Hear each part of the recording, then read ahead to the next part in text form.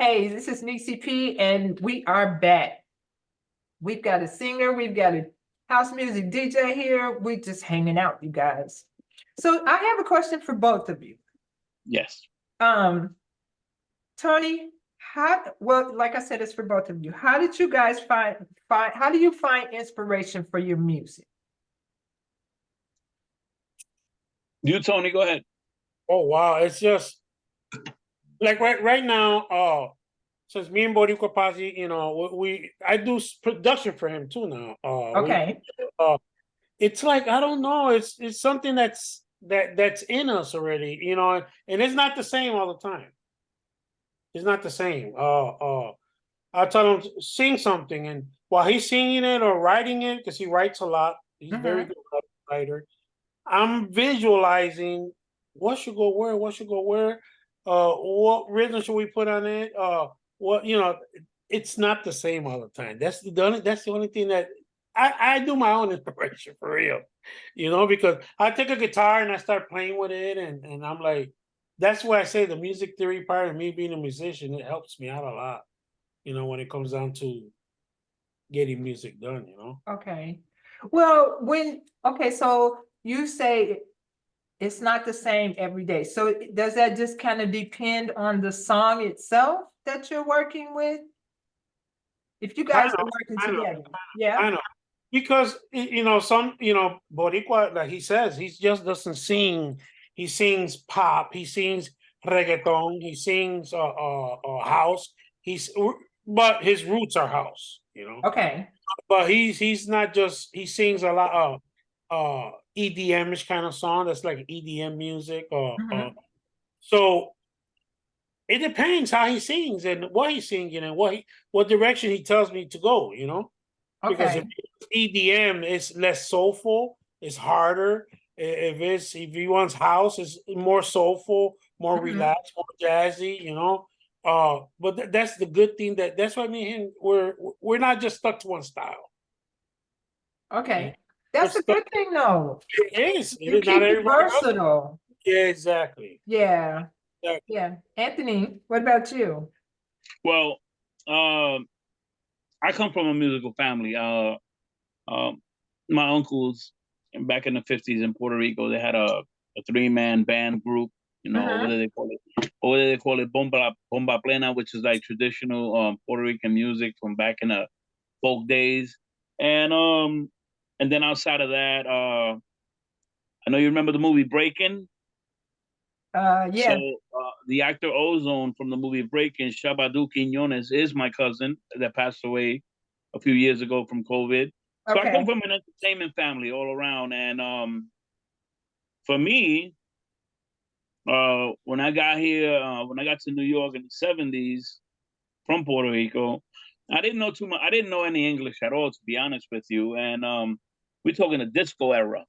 So, I'm like, I need to learn English because nobody wants to talk to me. Everybody's, conversating over there and over there. And I said, I need to learn this language, if I want to survive in this country. And then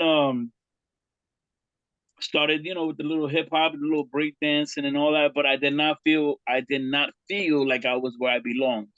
Okay.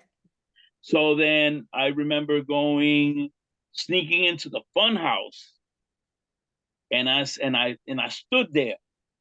I didn't know none of the dances at the time. I just stood there. I was only 16 years old. Stood there. Oh. When that garage house music came on, I said, "This is it right here."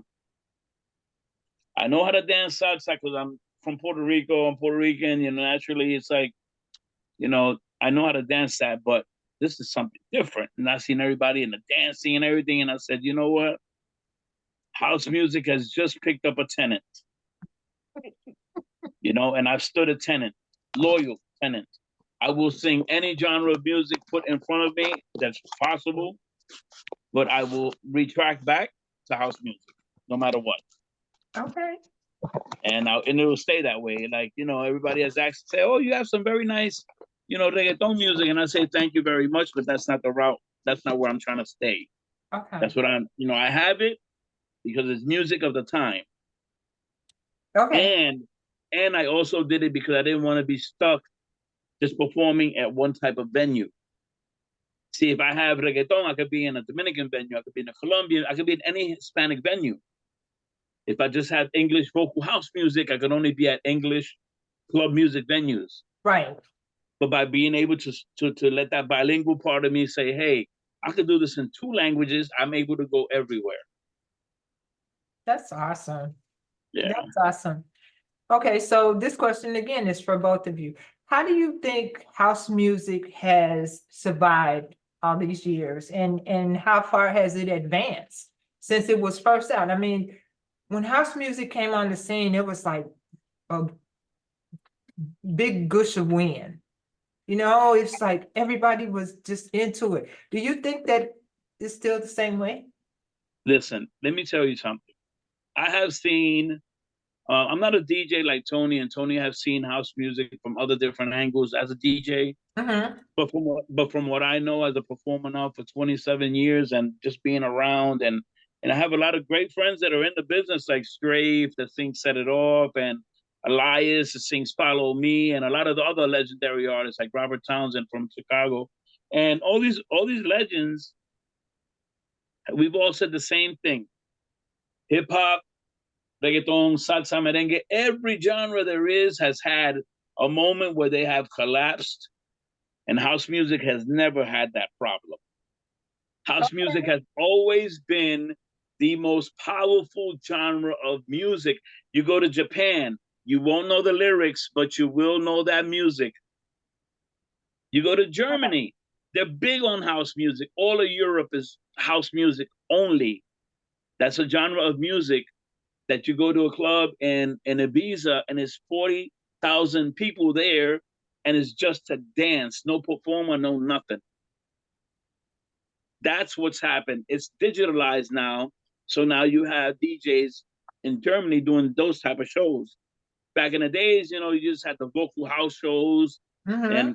and they would attract people. But now, since house music has evolved into EDM, non-vocal, trance, non-vocal, transient house, non-vocal, all those countries that don't have English in their language will just play the music. Okay. And that's why house music has been so powerful, because even overseas, anywhere, even if the music does not have vocals, it's still house music. It's 120 to 138 beats per minute, and we're talking house music. Okay, that's something that I wasn't aware of. I didn't know that it was as big overseas and out of Yes, our country versus it's huge. how it started here in ours. It's huge. And like I give you an example, like my song Mad About You, which is a song that I did. I actually produced the song 19 years ago. Did Mm-hmm. not release the song because it has it's not a sexual song, but it does have a few sexual overtone in the lyrics. Mm-hmm. So 19 years ago, when I wrote the song, I felt like Luke. But then that feeling went away, and I said, you know what? I didn't release the song. Then Tony heard it, and Tony said, "This is a bad song. You ever thought about redoing it?" And I said, to be honest with you, no. He said, let's redo it. You got a really nice song here. And we did Mad About You. And Mad About You with lyrics or without lyrics, Mm-hmm. a house music gem. Either way. Wow. And that's the difference between house music and all the other genres. All the other genres, you take the lyrics off and you're just standing there because a lot of songs you have related to them through the lyrics. Right. Through the lyrics. So, you know, you'd be like, oh, I know this song, but because you know all the lyrics, so you're going to sing along. Right. But overseas, it's just that bass, that boom, boom. And you see the dance floor get packed. Wow. That's all it's about over there, that music. That's all it's about. And that's why house music has never suffered at all. Globally, it's one of the most powerful genres of music. I don't care where you go. I don't care where you go, you're going to hear it. Wow. What about you, Tony? What do you think? Well, it's it's weird because house music it kind of like started over here in the States, Right. Chicago. It's his birthplace, and then it's still kind of locally in the 80s, New York, major cities. Mm-hmm. But house music really blew up when it got to the UK. When it got to the UK, it Mm-hmm. blew up, you know,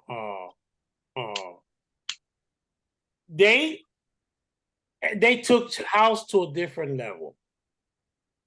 Okay, Wow. you mean when they went to the UK versus being here? Oh yeah, yeah. They were, you know, hit the charts over there, the Billboard charts of the UK. They you know, Love Can't Turn Around hit #1. You know, and you know, and this is a true story. A lot of the guys. 'Cause I also work for DJ International. Okay, Was one of the first labels to produce house, and Fast Eddie, Tyree Cooper, and all them guys. It was weird because they were stars over there. They didn't know it. wow. They're like not making money over here. They say, "Hey, man!" And when they went over there were gods over there, and just regular. And they started here, but their Okay, but their music was being, you know, played on rotation in radios down there, on regular rotation. That yeah, helps. So what pop is to us, pop to the house is to them. okay, So the radio stations were playing house and them guys that went down there that were getting paid. That's when they really started making serious money.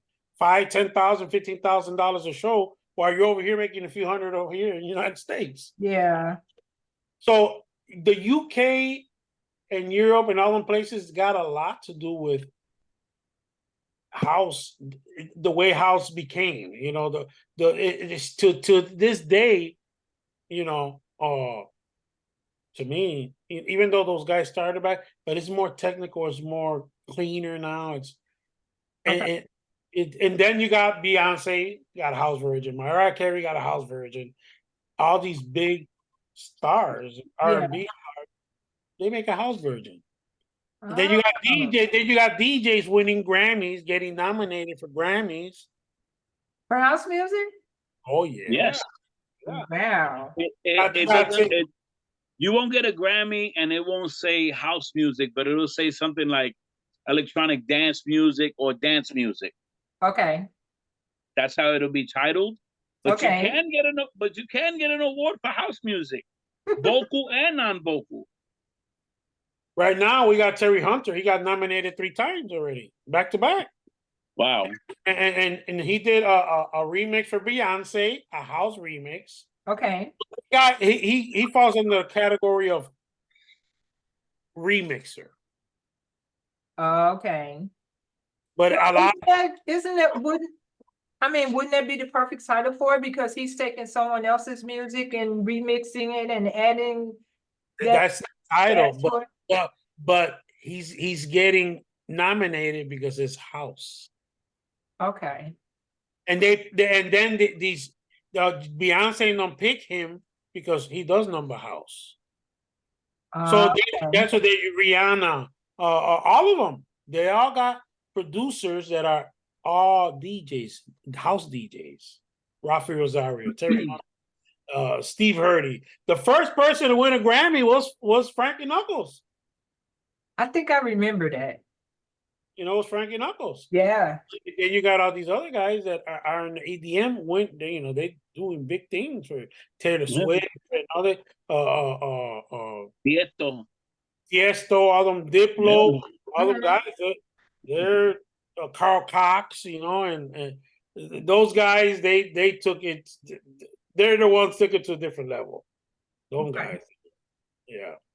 Okay, so just based on what you guys just said, house music has its own style, but different DJs. How do you put that together? I mean, you've got your style and he's got his style, but it's still all house music. How do you come up with yours? This is important for everybody to know. Okay. They what they did was nowadays is EDM, which is all EDM means is electronic dance music. If you made your song electronically, which all songs are made like that, Yeah. all under that umbrella. Well, now they're all made like Yeah, that. but EDM started with house. Okay. House music was the first person to do music electronically. Okay. Okay. But they got house under EDM now. Because it's hard house, this house, soulful house, lyrical house. They broke it up to 1,000 things now. But it's still under EDM. Okay. When in reality, it's supposed to be It's all house. it's really house, yeah. It's all house. It all They started just here. gave it another title. Yeah, no, it started over here. Okay. But again, you know, they now it's like Anthony says, Boricua Posse, it's nowadays the young generation, they like lyrics here and there. Hey, yeah, ooh, but lyric, a story of a song and stuff like that, Yeah. no more, not in the house. They just want to hear the beat, a nice track, and a few words. They don't want it to be all muted out, but a few little things, you know, like "Esta loca" or Put your "Hey, hands up. hey," yeah, whatever, you know. I don't, okay, so I'm a big R&B person. And the music that is out now, and mind you, I'm coming from an old school generation of music. The music that they have now, would that fall under the EDM? Because to me, it's all electronic. So Well, No. no? House kind of started when they started doing it was soulful. It's under, you know, Okay. blues, jazz, blues, R&B. Mhm. You know what I'm saying? They Yeah. started soulful music. A lot of those people that sing soulful music are from the R&B era. A lot of gospel. Right. A lot of the gospel singers have turned into lyrical house singers. But Wow. that's the roots. It's Okay. not, yeah, that's the roots, you know. But they're not gonna consider R&B EDM, even though it was made that way, Mhm. because EDM only falls under one umbrella, house music. Okay. So any genre is made electronically, which is almost all of them, are electronically made, but only one type of music falls under EDM umbrella, which is all house music. You're right. Yes, that is so cool. Okay, we're gonna take another break, but I just have to tell you guys that I have learned so much just having this conversation with you guys. So don't go away, stay right here. We'll be right We're back. right here.